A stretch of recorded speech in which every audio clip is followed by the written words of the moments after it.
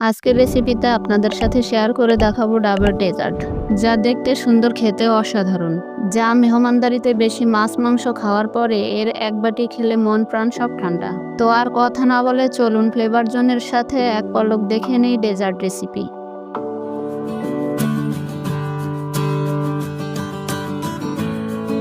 শুরুতে একটি ডাব আমরা এভাবে কেটে নিয়েছি। এজন্য এমন ডাব নিতে হবে যাতে হালকা নারকেল হয়েছে। আমি ডাবের পানিটা ঢেলে নিচ্ছি। ডাবের পানি ঢেলে ছাঁকনি দিয়ে পানি সেকে নিচ্ছি, যাতে পানিটা একেবারে পরিষ্কার হয়ে যায়। এখানে আমি 2 কাপ পানি নিয়েছি। কাপ দিয়ে মেপে নেব আগার আগার দেওয়ার সাথে। 2 কাপ পানিতে 2 টেবিল চামচ আগার আগার দিয়ে দিচ্ছি। আমার ডাবটা একেবারে পারফেক্ট মিডিয়াম শক্ত হয়েছে। ডাবের খোসা থেকে ডাবের অংশটা আনাম এভাবে উঠিয়ে নিচ্ছি। ডাবের লেওয়ার অংশটা বেশ একটু শক্ত হয়েছে। একটি ছুরির সাহায্যে এভাবে লম্বা লম্বা করে কেটে নিচ্ছি। আপনারা দেখতে পাচ্ছেন আমি নারকেলগুলো এভাবে কুচি করে কেটে নিয়েছি। এবার আগার আগার মেশানো ডাবের পানি এভাবে একটু বলক তুলে নিচ্ছি। পানি 2-3 বার বলক তুলে নামিয়ে নিতে হবে। পানি সামান্য ঠান্ডা হলে একটি প্লেটে ঢেলে সাইডে রেখে দিচ্ছি। এখানে আমি 1 লিটার গরুর দুধ নিয়েছি। দুধ ভালো করে জ্বালিয়ে নিচ্ছি। লিকুইড দুধের ভিতরে অ্যাড করে দিয়েছি 100 গ্রাম পরিমাণ গুঁড়ো দুধ। দুধের ঘনত্বটা একটু বেশি হলে ডেজার্ট খেতে বেশি মজা হবে। আমার ডাবের পানি দিয়ে জেল তৈরি হয়ে গেছে। এবার একটি ছুরির সাহায্যে ছোট ছোট করে কেটে নিচ্ছি। এটি জমতে আমার 2 মিনিট সময় লেগেছে। আপনারা দেখতে পাচ্ছেন আমার জেলটা কতটা পারফেক্টভাবে সেট হয়েছে।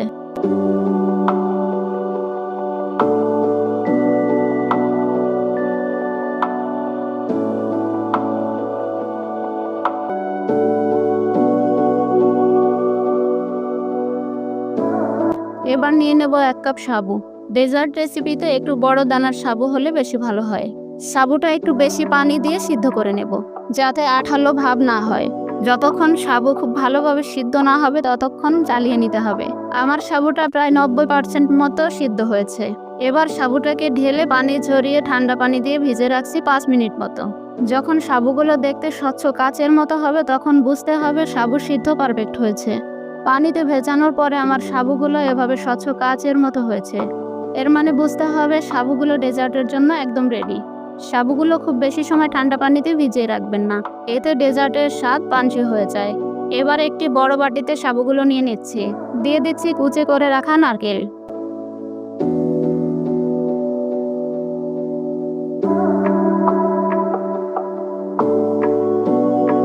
আমি জাল করে রাখা লিকুইড দুধের ভিতরে অ্যাড করে দিচ্ছি 100 গ্রাম গুঁড়ো দুধ।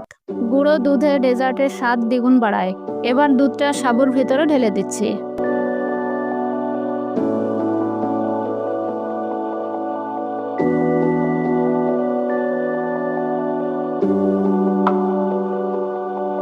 অ্যাড করে দিচ্ছি ডাবের পানি দিয়ে তৈরি করে রাখা জেলিগুলো।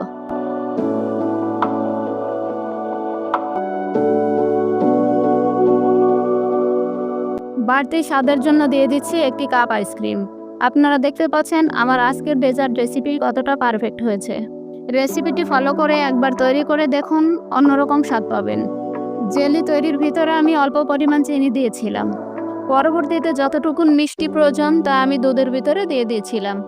সাবু সিদ্ধর সময় আপনারা অবশ্যই অল্প পরিমাণ লবণ দিয়ে দেবেন, এতে ডেজার্টের স্বাদ বেশি ভালো হয়। ডেজার্টে যতটুকু চিনি পছন্দ তা দুধের ভিতরে দিয়ে চালিয়ে নেবেন। আমার আজকের রেসিপিটি ভালো লাগলে ভিডিওটিতে লাইক দিয়ে দিন। এরকম আরও মজার রেসিপি পেতে ফ্লেভার জোন চ্যানেলটি সাবস্ক্রাইব করে পাশেই থাকুন। দেখা হবে পরবর্তীতে নতুন কোনো রেসিপি নিয়ে। সে পর্যন্ত সবাই ভালো থাকুন, সুস্থ থাকুন। বিদায় নিচ্ছি। আল্লাহ হাফেজ।